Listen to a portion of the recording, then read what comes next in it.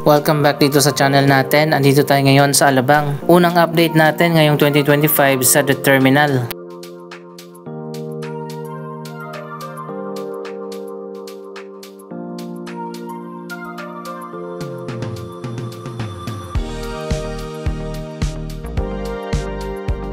Isa sa mga kilalang mall dito ang Star Mall. Nasunog at nagsara na nga yung dating Star Mall at dinemolish na. At ito na yung bagong kapalit, ang The Terminal Alabang.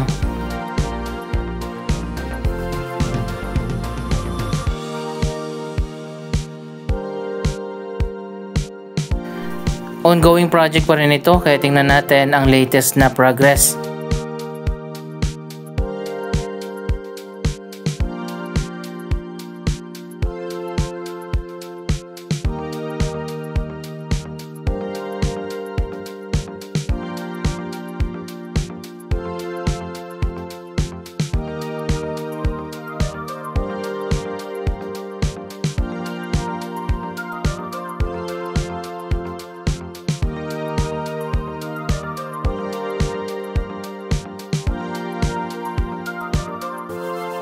Ito na ngayon ang pumalit sa Star Mall, mga commercial areas na may kasamang terminal.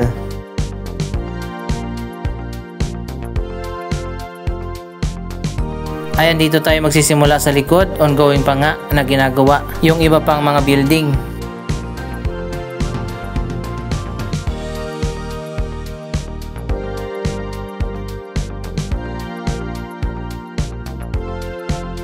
Dito sa commercial space na to, bukas na yata ang all-day supermarket.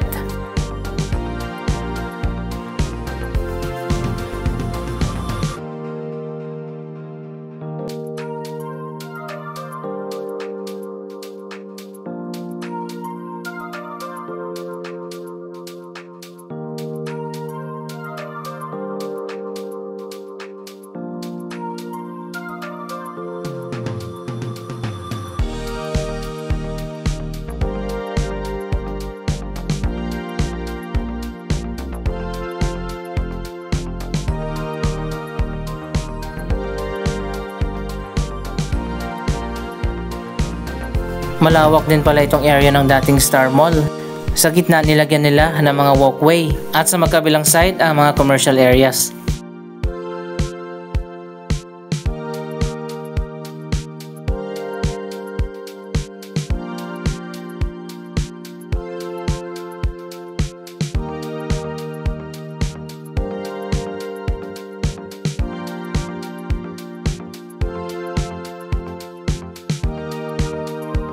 Kung titingnan natin, mas simple lang ito sa inaasahan natin na magtatayo ng bagong mall ang mga Villar. Pero hindi ngayon nangyari at iba ang ginawa nilang project.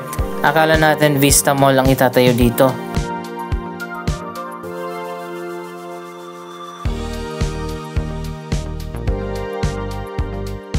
Halos occupied na pala yung mga commercial space dito, nakalagay na yung mga bagong stores at mga restaurant na magbubukas.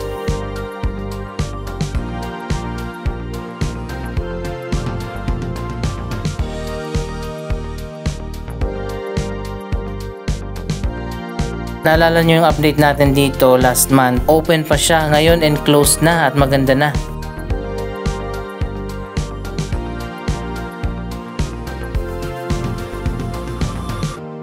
May bago na ring signage dito. So ayun guys, mas lalo pang gumanda ang The Terminal Alabang.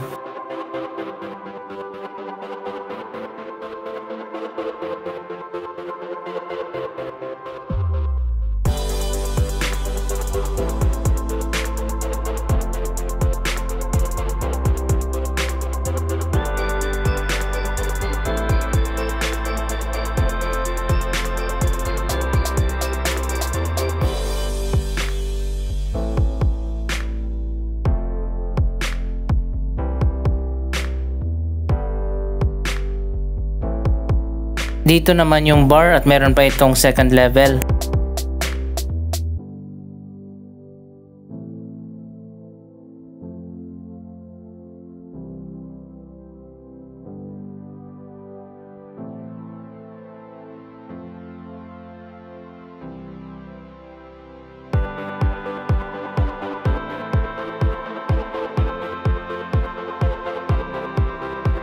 Parang indoor-outdoor na commercial at transport hub ang itinayo dito.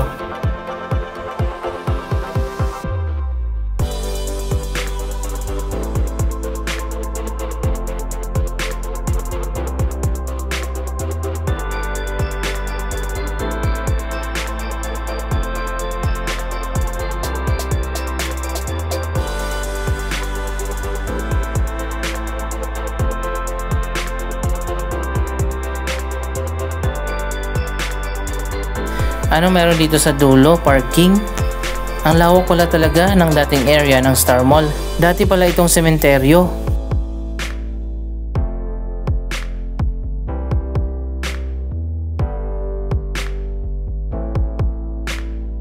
So ayun guys, malawak yung mga parking areas dito. Bukas na rin dito sa dulo ang All Home.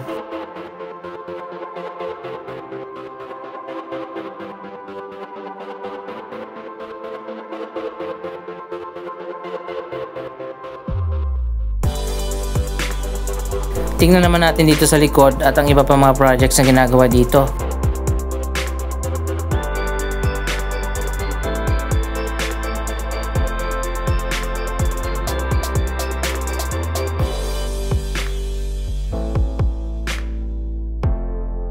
Parang may terminal din pala dito sa likod.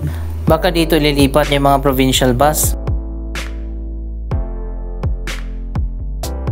Baka dito na yung iba pang mga jeep at mga modern jeepneys. Anyway, abangan pa natin sa susunod na update kung ano yung tinatayo nila dito.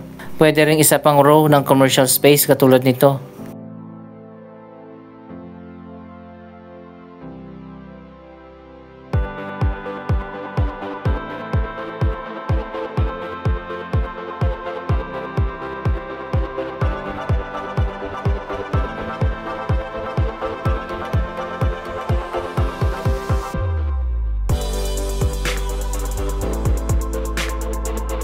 At meron pang linear park dito.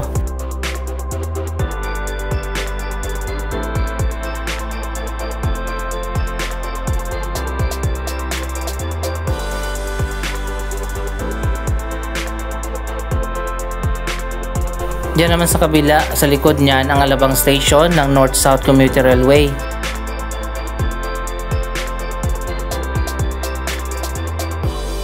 Wow, tingnan na natin dito sa loob. Ang ganda na pala dito. Parang food court area.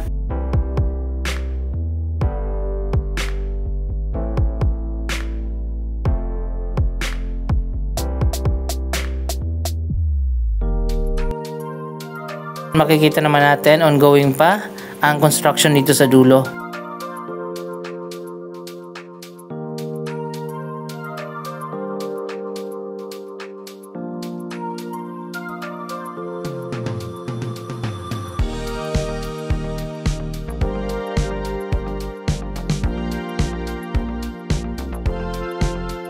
Mas marami pang mga food outlets ang magbubukas dito. Naka-ready na nga yung mga tables at mga upuan.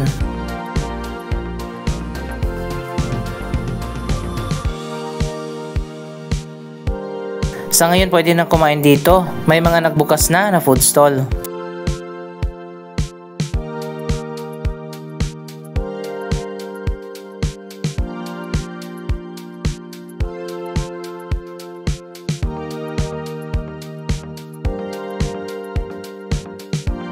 So nung last time nga naka-open lang to, ngayon enclosed na siya, maganda na.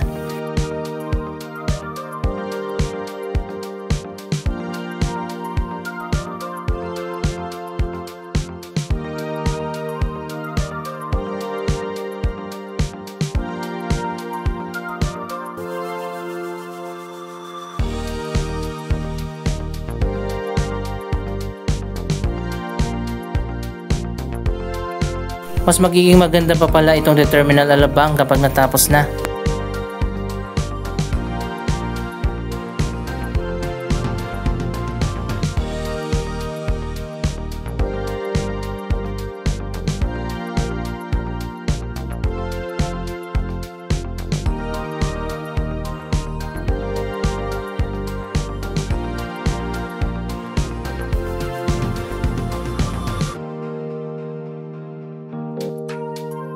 Sa harap naman tayo, tingnan natin yung progress.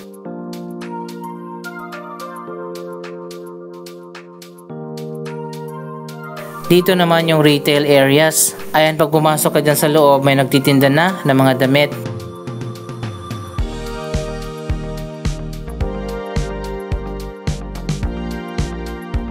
Malawak pa dito at napakahaba nito, marami pa mga pwesto.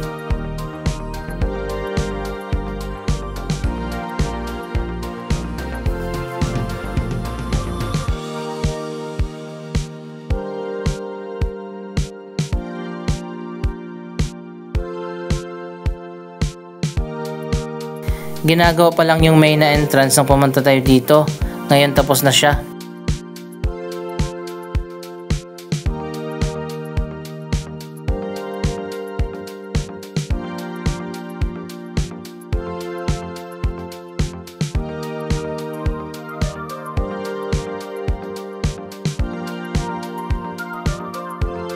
Pwede pa magkaroon ng terminal dito sa harap.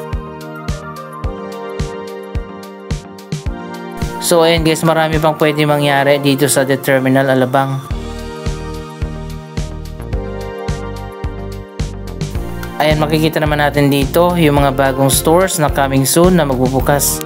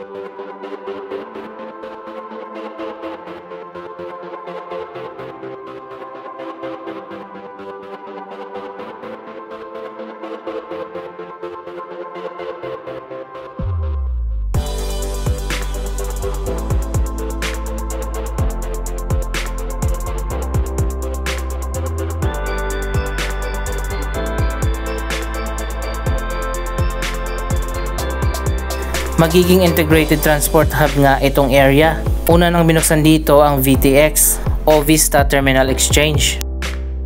May sakayan na dito ng mga bus na papunta sa iba't ibang probinsya. Batangas, Laguna, Quezon, Bicol at meron pang Visayas region.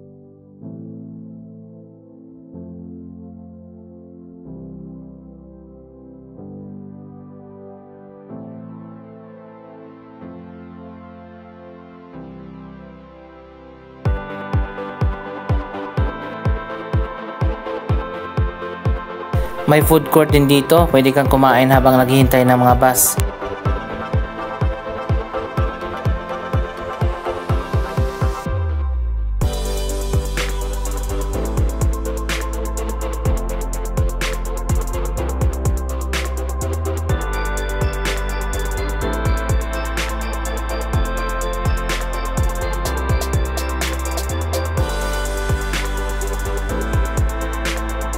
Dito naman sa dulo, ang sakayan ng mga city bus. Meron ditong Alabang to Ayala, EDSA Star Mall, Cubao, papuntang BGC at marami pang iba.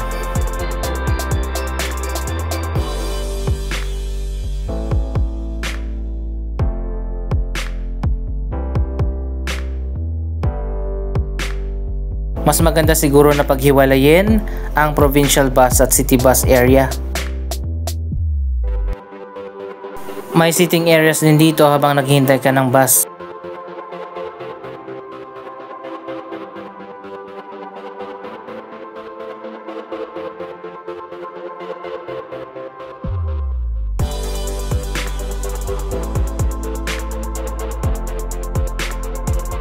Dito naman sa likod, ang jeepney terminal.